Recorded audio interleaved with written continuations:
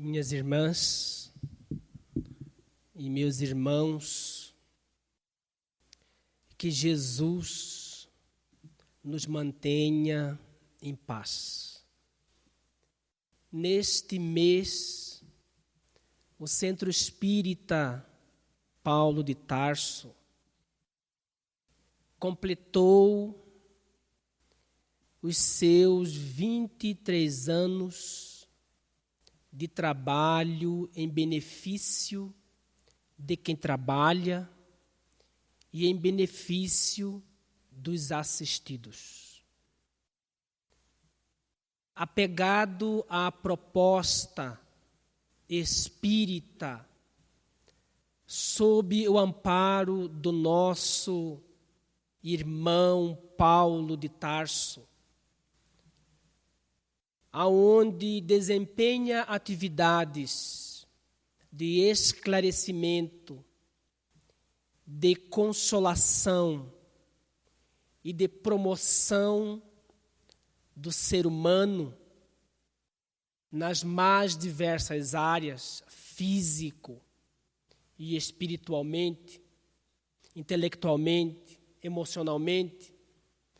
A nossa contribuição é uma contribuição de gratidão por esta casa nos ter oferecido espaço de podermos também nos esforçar dentro do trabalho e nos tornarmos, fazendo bem, tornarmos bons.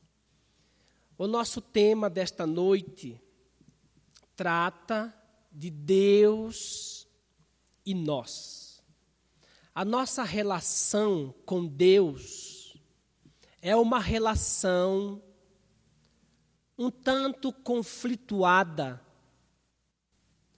porque esta relação que passa-se dentro de nós, ela não tem como ser desfeita de qualquer maneira, não tem como escaparmos desse conflito, porque ela reside exatamente dentro de nós. Essa conflituada relação do ser humano com Deus, ela passa pelo conflito número 1, que é o conflito da culpa. Quando nós cometemos um erro, nós associamos a Deus e Ele nos acusa, nos pune e nós permanecemos presos dentro das grades da punição. É assim que a humanidade vem levando essa relação com Deus punitivo, que não permite que nós tenhamos a chance de errar para poder acertar. Então vinculamos que nós nos tornamos felizes quando acertamos, mas nos tornamos conflituados com culpa e punição quando erramos.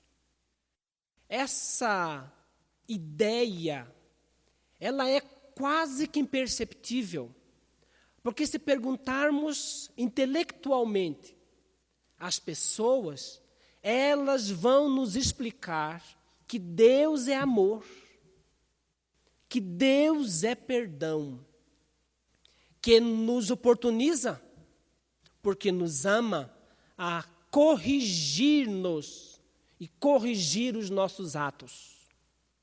Particularmente os espíritas têm esta lucidez de conteúdo muito maior, mas indiscutivelmente encontramos as pessoas se punindo, se maltratando, porque se equivocou de alguma forma, dentro e fora de casa espírita.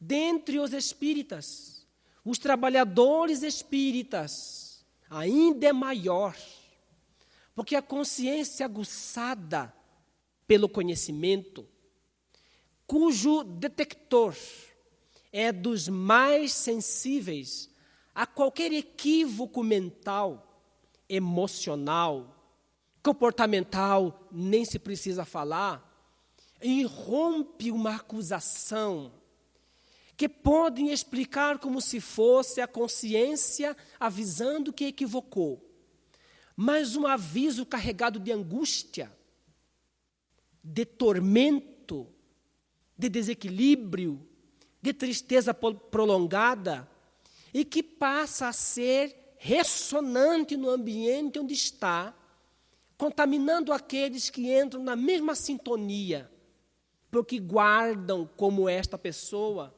a matriz de que Deus nos conserta punindo. Essa matriz não permanece na nossa consciência, particularmente daqueles que entendem muito bem o conteúdo espírita. Porque mesmo sabendo, somos levados a nos sentir assim. Foi Sigmund Freud e mais tarde Carl Gustav Jung que pôde nos mostrar que a nossa consciência recebe um bombardeio de impulsos, de reações, de flashes não informativos, mas condutores emocionais da nossa consciência. Daí que a nossa consciência toma atitudes pelo prazer, pelo impulso dessas bolhas que emergem de uma profundidade inconsciencial e chega até a flor da água da consciência, provocando-nos comportamentos e sentimentos desconcertados. Gostaríamos de não ser sensualistas, mas fazemos um esforço muito grande para reduzir o sensualismo em nós. Gostaríamos conscientemente de não sermos impulsivos, reativos, ao ponto de chamar o outro de cretino, de bobo e de boboca, conforme o capítulo 5, versículo 21 e 22 de Mateus. Mas em nós é tão forte que não seguramos da mesma forma, que faz parte da nossa matriz, o famoso arquétipo coletivo de Jung, que nós vamos relacionar com o outro acusando, julgando, e disse o nosso irmão Sérgio, já antecipando, punindo, condenando. Porque não é ainda da nossa natureza agir com as bolhas que vêm de dentro da indulgência. Assim como ferimos o outro, já nos ferimos primeiramente. Essa matriz de relacionamento desequilibrado com Deus tem a sua origem no passado, particularmente na idade medieval, aonde nós não buscávamos a felicidade e a alegria terrestre, aguardando essas coisas para uma vida posterior celeste, a fim de ficarmos bem com o movimento do sagrado através das igrejas. Nós não nos oportunizávamos uma relação feliz e alegre na sociedade, no mundo, no mundano, reprimindo-nos, castrando-nos, de tal forma para que, quando desencarnássemos, pudéssemos desfrutar da felicidade contemplativa no mundo do paraíso. Mas se nós dessemos a chance de sorrir, de viver uma vida de homem, de mulher, honesto e sério, na área sexual, na área da afetividade, pudéssemos nos dar a oportunidade, por exemplo, fazendo um salto para os dias de hoje, de ir ao cinema, de podermos divertirmos com aquele com quem amamos, de sairmos, de sermos felizes, nós, dentro desta perspectiva, Poderíamos evitar, entendendo um Deus compreensivo, em evitarmos colocarmos ideias e emoções gravadas e plantadas na nossa alma. É esta ideia de um Deus que não permite ser feliz aqui para ser feliz lá. De um Deus que damos para recebermos lá, é que ficou gravado em nós. De tal forma que hoje é um obstáculo emocional muito grande. Assim, esse tipo de relacionamento de Deus conosco, de nós para com Deus, no nosso entendimento, foi alvo de trabalho número 1 de Allan Kardec. Nessa primeira parte do Livro dos Espíritos, particularmente no capítulo de número 1, de Deus, porque são 4 capítulos. Nas causas primárias, esse primeiro, de Deus, trata de Deus e o infinito, provas da existência de Deus, atributos da divindade. E último tópico, panteísmo, quando fecha o capítulo 1, para entrar no capítulo 2, dos elementos gerais no universo, para depois da criação, nesse capítulo 13, fechando no capítulo 4 do princípio vital, para lembrar Paracelso, Mesmer, Puisségur, todos aqueles que trabalharam nessa área. Mas para tratar exatamente da nossa relação com Deus, emocional, Allan Kardec reserva o capítulo 1. E se nós passarmos no nosso estudo de maneira rápida, perdemos a solução de como nos devemos relacionar conosco e Deus dentro de nós. Na pergunta número 1 do referido livro, o Livro dos Espíritos, vamos encontrar a primeira questão da metodologia da entrevista, portanto experimental, que é Deus. Deus é a inteligência suprema, vírgula, causa primária de todas as coisas. Não há como não ter a ideia dessas duas expressões. Inteligência suprema em relação ao ser humano que está estudando. Causa primária, porque não são os átomos, não são os elétrons, não são os quarks, não são as ondículas, não são a teoria da membrana para poder explicar a causa de tudo que existe. É Deus. Mas até aí, não temos um estabelecimento de relação emocional com Deus. Fica apresentado os seus atributos iniciais, inteligência suprema e causa primária de tudo que existe, de todas as coisas. Ficou muito superficial. Allan Kardec, o pesquisador, mergulha esse bisturi filosófico para tentar penetrar a mente dos espíritos nobres, para sondá-los o conhecimento, para ver a sua filosofia sobre Deus. Precisa de um referencial para poder comparar Deus com esta coisa, a fim de que, sabendo um pouco mais desta coisa do que Deus, eu posso penetrar a sua própria natureza e saber a sua constituição. Por isso, é que no capítulo de número, na questão de número 2, ele questiona como entende os espíritos sobre o infinito. Qual a definição de infinito? E a resposta, o que não tem começo, nem fim. O desconhecido. Tudo que é desconhecido é infinito.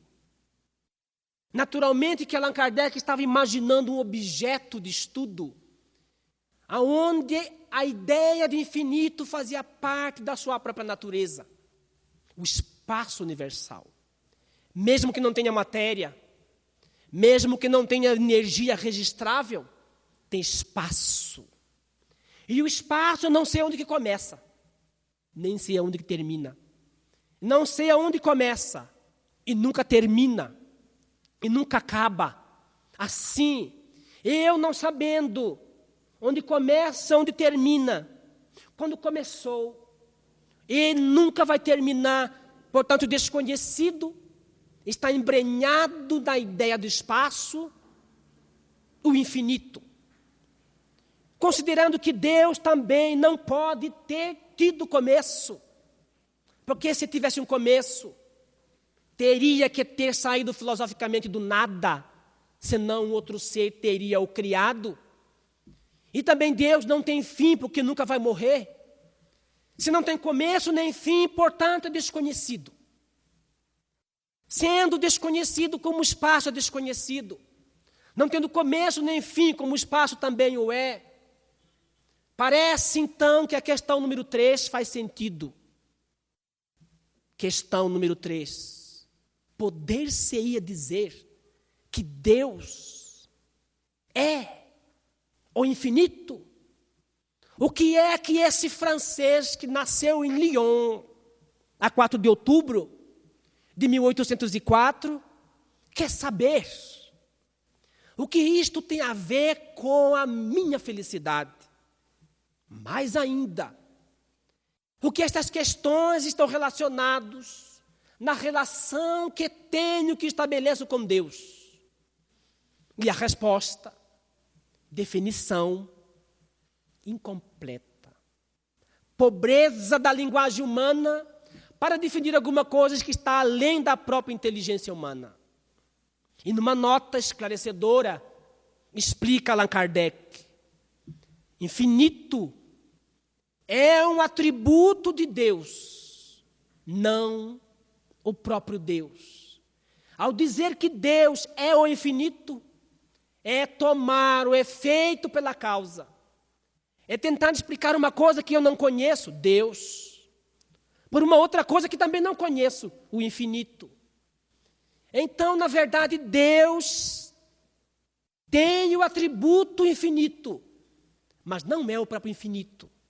O infinito, por comparação, é a cor azul da caneta. Deus é a caneta. Ao dizer que o azul é a caneta, está errado. Mas ao dizer que o azul é atributo da caneta, está certo. Então parece que há uma certa tristeza que paira no diálogo fraterno, perquiridor, cognitivo, do eminente pedagogo poliglota, segundo Charles Richer, o pai da metapsíquica humana, talvez médico, quer com estas questões. Não temos dúvida que estas questões deseja saber, ao tentar correlacionar com o espaço, que Deus não é, do que Deus é feito.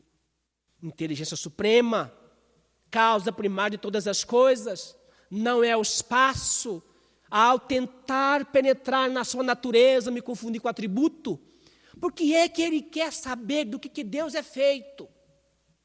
Um exemplo esclarecedor. Se nós temos duas panelas, uma panela de ferro e uma panela de alumínio, se nós estudarmos a natureza, isto é, a composição da panela, vamos ver que uma tem átomos de alumínio e que outra tem átomos de ferro.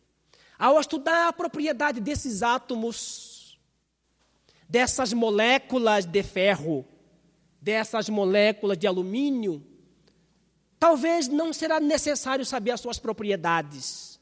Porque, ao estudar a natureza desses átomos, eu sei que a molécula de ferro na panela de ferro demora mais para absorver calor, mas quando absorve, demora mais para dissipar o calor. Portanto, se eu quero esquentar uma comida rápida, panela de ferro não dá. Mas se quero manter aquecida por mais tempo, a panela de ferro dá.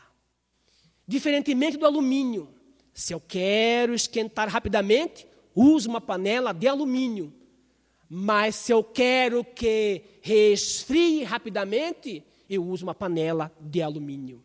Sem fazer estes testes, com as propriedades químicas atômicas, moleculares, do alumínio e do ferro, sabendo, portanto, a natureza da coisa, eu posso chegar no atributo da coisa, mas não foi possível fazer isto. Nestas 3 questões na qual Allan Kardec perquire, porque não foi possível saber a natureza constitucional de Deus. Alguns estudiosos reflexionam que por quê Allan Kardec não perguntou quem é Deus, mas na análise das 3 questões, ele quer mais que isto, do que Deus é feito. Quando saltamos o item prova da existência de Deus, que não é alvo do nosso estudo desta noite, no outro tópico, o terceiro, atributos da divindade, na questão de número 10, volta novamente o pesquisador. Podemos saber a natureza íntima da divindade. Agora ele foi direto. Quer dizer, do que Deus é feito, posso saber? Não, para isso falta-lhe um sentido e desdobra a questão na 11 e na 12, que nós não iremos aprofundar. Para mostrar que a questão 1, 12 e 3, nesse jogo de palavras da dialética, nesse método experimental, portanto científico da entrevista, ele quer saber exatamente do que Deus é feito. E para quê? Para saber os atributos de Deus. Porque isto tem a ver com a nossa relação com Deus. Assim, quando avançamos para a questão 13 e 14 do Livro dos Espíritos, como Allan Kardec não consegue mais saber os atributos de Deus através do estudo da natureza de Deus, então ele agora passa a estudar de forma diferente. Agora ele busca a obra de Deus, para, analisando a obra, ele deduzir os atributos. Porque, dependendo da forma como nós vivemos, os nossos hábitos, a nossa cultura, conteúdo informacional, a nossa inteligência, habilidade cognitiva, a forma como nós interagimos com as pessoas, o nosso caráter, o nosso serviço é a expressão do que está dentro de nós. Então, se eu presto um serviço a alguém, eu avalio a qualidade do produto, como ela foi feita, e passo a deduzir a qualidade daquele que fez o atributo. Da mesma forma, estudando o universo, as obras de Deus, eu vou deduzir como ele é, mais ou menos os seus atributos, senão todos os essenciais. Eu não sei o que ele é, mas na análise da sua obra, eu posso deduzir o que ele não pode deixar de ser. Assim, quando nós pegamos o livro A Gênese, que é um desdobramento destas questões que compõem a primeira parte, no seu capítulo 2, particularmente da Gênese, vamos observar que Allan Kardec aprofunda esta ideia. O universo, a matéria, é governada por forças. Essas forças, quando estudadas, podem ser enunciadas como leis. Lei da gravitação universal e outras. Então percebemos que o universo é governado por leis, e essas leis, forças, obra do Criador, ela apresenta uma característica constante. Essas leis atuam lá e cá, com intensidade variada, a mesma lei. Se eu estiver sob essa lei, vou sofrer o impacto dessa lei. Por exemplo, se eu pego uma pedra, eu e Bezerra de Menezes encarnado, ele joga 15 quilos para cima. Eu jogo 2 quilos para cima. Eu saio, ele fica, porque ele é bom, não vai rachar a cabeça? Vai. E o Cristo também. E qualquer espírito puro que reencarne na terra e ousa, por rebeldia, não estar acorde à lei, machuca-se. Quer na área física, quer na área moral, que compõe as leis naturais, estudadas na 3ª parte do Livro dos Espíritos. Assim, a lei, neste exemplo simplista e sintético, permite-nos filosoficamente deduzir que as leis que regem o universo, não importa com quem seja que esteja na frente, são imparciais. Se estiver sob a ação das leis, ou fique acorde, ou sabe viver conforme a lei, usa para o progresso, ou recebe o ricochetear da sua força educativa. Então a lei é imparcial. Uma coisa que é imparcial no universo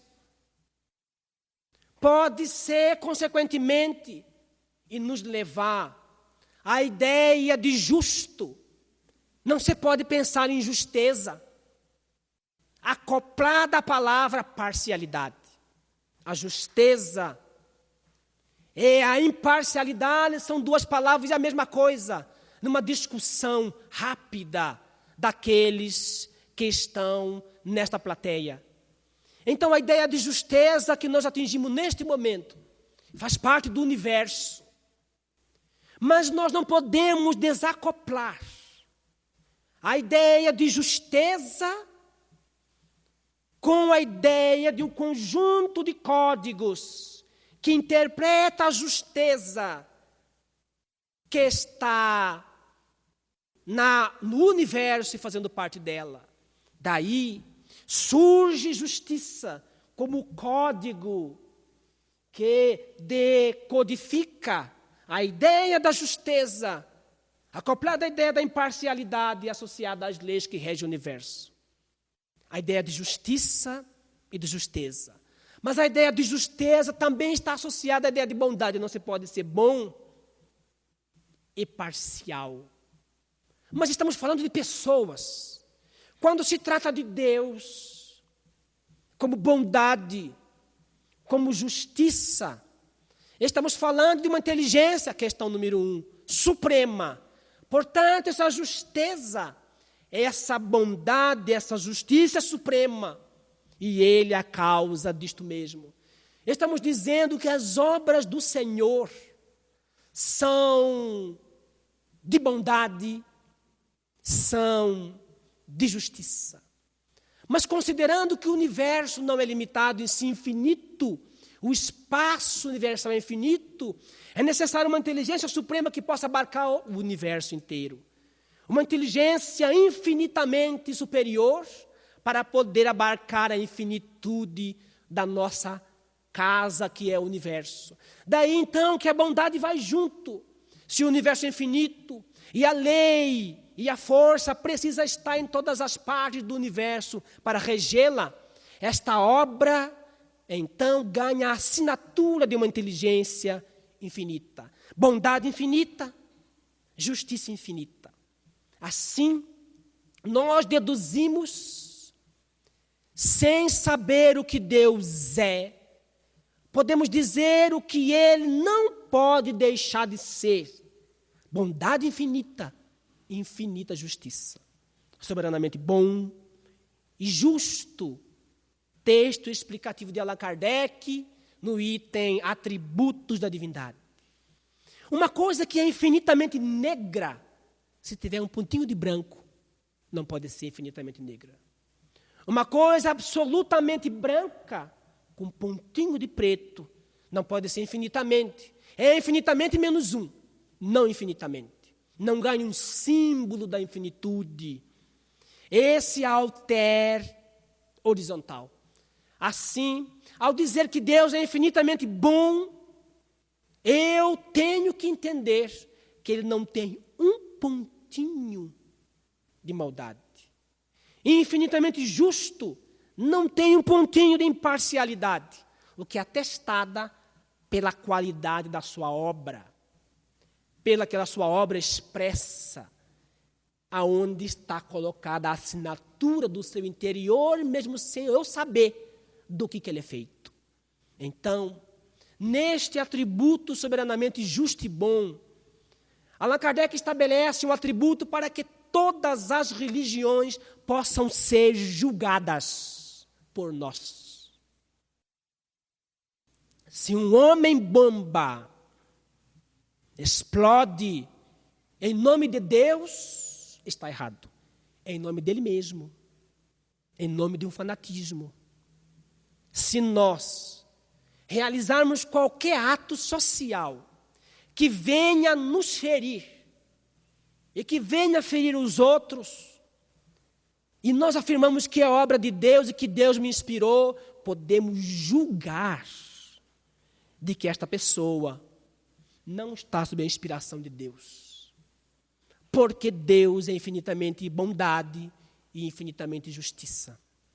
Desta forma, quando nós nos tratamos ferindo-nos, e muitas vezes colocando na nossa intimidade pensamentos e emoções que mais nos machucam, nós estamos fazendo isto na área da culpa e da punição por conta própria. Nós estamos num ato masoquista de nos ferir quando nós nos equivocamos. Existem pessoas que quando não vêm à casa espírita, porque não tem atividade na casa espírita, a pessoa transtorna-se em casa. Porque é só paz na casa espírita. Mas em casa não é paz. Existem pessoas que quando vão fazer caridade, muitas caridades, quando chega atrasado no ato da caridade, transtorna-se, desequilibra-se, chicoteia-se emocionalmente, fere-se. Não é Deus que está vendo que você chegou atrasado. Não é Deus que está julgando por ter visto isto em soledade com você.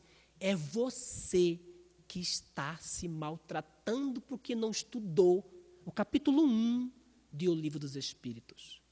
Quando nós chegamos atrasados, realmente foi um equívoco, vou planejar para que isso não aconteça outra vez. E continuo bem. Mas se angustiou, se transtornou, isto já é a forma como se relaciona consigo e como se relaciona com Deus. É por isso que no capítulo 4 de João, versículo 1 até 42, quando a samaritana vai até o poço de Jacó na Samaria, para poder pegar água com um pote, lá estava Jesus. E pediu-lhe, dá-me de beber. Ela não gostou, porque os judeus não se davam muito bem com os samaritanos. E Jesus asseverou que ela não dava água para ele, porque ela não conhecia o dom de Deus. E quem é que pedia, dê-me de beber? Pois que soubesse, era ela que iria pedir a ele, para que ele desse a ela água viva. E nunca mais ela teria sede. Finalizando no versículo 16, 15 e 16. Então, essa palavra, essa expressão, dom de Deus, o que é um dom? É algo que nasce comigo, inato em mim. E o que é dom de Deus? É os atributos de Deus, infinitamente bom e justo. Se eu preciso ser feliz porque eu quero, se eu desejo implantar em mim a mensagem de paz e da verdade da doutrina espírita, eu preciso superar a ideia punitiva que está na minha alma sobre Deus. Então, os exercícios que cada um de nós poderá fazer é exatamente fazer as pazes conosco em relação a Deus. Passar a exercitar de que nós estamos protegidos, porque estamos no ambiente de Deus, porque nós somos amados por Deus. E muitas vezes não somos amados por nós mesmos. Deus nos ama, sempre nos amou. E nós, nos nossos erros graves, menos graves, criminosos, Ele nos dá chance, mas nós não damos a chance a nós. Então, o primeiro passo para poder entender, não sou eu, mas quem vive, é Cristo que vive em mim, é compreender o dom de Deus, sentir-nos afagados por Ele, sentir-nos abraçados poeticamente por Ele, sentir-nos visto amorosamente por Ele. Se não conseguimos isso, imaginamos uma pessoa que pode, que faz isso conosco, o nosso pai, a nossa mãe, o nosso esposo, a nossa esposa, um amigo, uma amiga, um senhor idoso, uma pessoa nova, uma criança, que sempre nos abraça e na qual, naquele momento, com aquela pessoa, sentimos-nos amparados, seguros. Começamos por essa imagem e vamos lentamente aproximando em magnitude do Senhor de todas as coisas. Não distante, próximo, muito próximo de todos nós. Esse é o primeiro passo. Assumir, aceitar que Ele nos ama. Fazendo uma observação no movimento espírita, percebemos o quanto os espíritas são carentes, mas não só eles. A sociedade é carente de coisa que não sabe o que é. Não é dinheiro porque já tem, não é esposo, o esposo porque já tem, não é filhos porque já tem. Carência de amor. Não da esposa, não dos filhos, não de alguém ou de um cão, não amor que vem do dinheiro, mas o amor que vem de si, porque não se sente amado por si, porque não fez as pazes consigo, portanto não fez as pazes no relacionamento com Deus. Para compreender a postura de Paulo, é preciso entender o dom de Deus registrado por João nesse capítulo 4. O segundo passo é entender como vou colocar Jesus, a sua mensagem, dentro de mim. Quando Ele entra, se eu não compreendi o dom de Deus, entra como se fosse uma faca, uma navalha, um aço, como se fosse um bisturi, um ácido, e queima-me os meus hábitos, macera as feridas emocionais, me machuca, chega a ser impossível de viver a proposta cristã, a proposta espírita cristã, porque não consigo, porque é desumano, porque Paulo foi um predestinado, e começa as minhas justificativas paranoias, porque Chico Xavier veio preparado, porque Divaldo Franco veio um missionário, e eu sou nada, porque não consigo ser paciente, porque não consigo ser feliz em casa. Sou feliz na hora da caridade, mas não sou feliz por dentro. Eu tenho a fuga de mim quando encontro comigo nesses raros momentos de auto-observação, de auto-percepção, no silêncio, quando nós passamos a escutar as batidas emocionais da nossa alma, aqueles cantos escuros, em que temos que ser estoicos, corajosos para poder encarar e entender, fugimos. E vem a mediunidade para nos colocar de frente conosco. Educação mediúnica, educação humana. Fazer a caridade é educação humana. Ser cristão é ser alguém na mudança de caráter e de hábitos. Tem alguma coisa errada.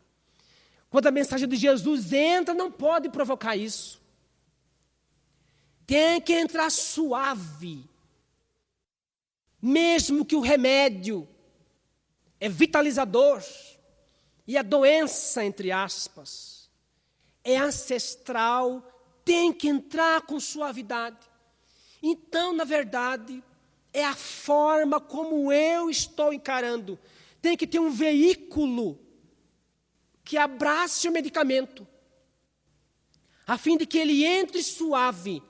E esse veículo que envolve o medicamento chama-se amar a si mesmo. Chama-se conciliar com os teus adversários interiores. Chama-se dom de Deus, porque precisamos do seu amor, senti-lo conscientemente para poder fazer a reforma. A mensagem de Jesus nos expõe a mudar hábitos muito velhos. Se passarmos 30 anos no Espiritismo, 40 anos, 60 anos de Espiritismo, e não desfrutamos nem um pouquinho de paz, de felicidade, vale refletir o que é que eu estou fazendo. O que é que eu quero mesmo lá? Eu entendo mesmo a doutrina em que estou, defendo-a às vezes, mas eu ainda não estou bem. Algo está errado, preciso reflexionar. Preciso fazer uma análise comigo. Alguma coisa não está encaixada.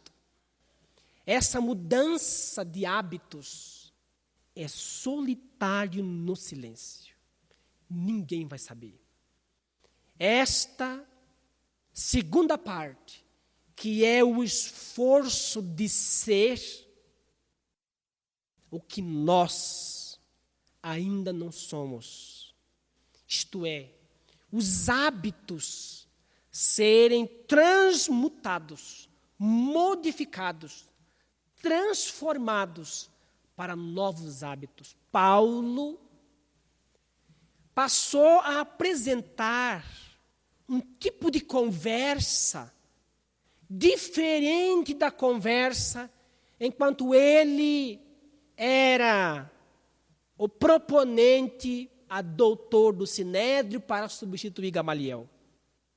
Reparemos nós, quais são os conteúdos da nossa conversa no dia a dia? Quais são os hábitos e gestos, tipo de assunto que ventila na nossa mente no dia a dia? Esse tipo de hábito faz o que comigo? A sensualidade, o erotismo, quando vem na minha direção, na consciência de dentro de mim, como é que eu lido? Ao observar um homossexual, alguém pobre, alguém com muitos problemas na área financeira, na área emocional, como eu me comporto? Essas coisas muito simples, de olhar, de gesto, se não me fazem felizes, preciso mudar. Por mim, preciso mudar. Então, Paulo vai nessa luta solitária, mas ele não entendia muito bem como é que ele ia fazer isso. Precisou estudar.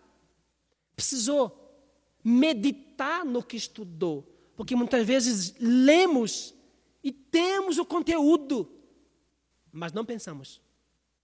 Só sabemos. Questão 1, questão 2, questão 3. Sabemos. Superficialmente. Mas não paramos para pensar nisto em nós. Nisto no dia a dia. Nisto para outro lugar. Nisto para a Coreia do Norte. Nisto para o Centro Espírita. Nisto em todos os lugares. Para que eu possa ir sedimentando a ideia. Para que eu possa desconstruir. Para que eu possa reconstruir o pensamento. A fim de que eu entenda muito bem. Ele precisou de 3 anos no deserto. Com um casal. Para poder temperar a emoção com o sabor da mensagem de Jesus. Para senti-la na emoção, através de uma reflexão, onde ele faz parte do jogo vivencial da mensagem de Jesus. Ele precisava fazer isso. Primeiro, saber bem, entender bem aonde estou entrando. Agora que eu entendo bem, agora sim, começa o combate. O bom combate. Sentindo-se conscientemente amado por Deus, amparado por Deus, e fazendo a grande revolução íntima, chegará um ponto que nós não nos reconheceremos calmos, porque éramos violentos. Não nos reconheceremos com uma nova interpretação do mesmo evento que antes, para nós, tinha uma outra interpretação. Colocar sempre no lugar do outro, altruísta, sentindo a dor do outro, piedoso, e sempre se colocando no seu lugar, humilde. Nunca se maltratando porque se equivocou. E também não se ludibriando com a anestesia de que pode sempre errar e nunca corrigir porque é inferior. É porque eu não consigo. É um extrapolamento negativo. Assim, a nossa relação com Deus, à luz da ciência espírita, é uma relação de amor, porque nós precisamos conscientemente disto, a fim de que nós passemos mais tempo felizes do que infelizes. Meus irmãos, a proposta da ciência espírita, da doutrina espírita, é que nós, nestes fins de mundo velho, não fujamos mais. Não corremos mais de nós. Porque o tempo é tão rápido e nós não merecemos culpa, nem masoquismo. Merecemos uma segunda chance, uma terceira chance, uma excelente chance de ser e se sentir amados. Muito obrigado.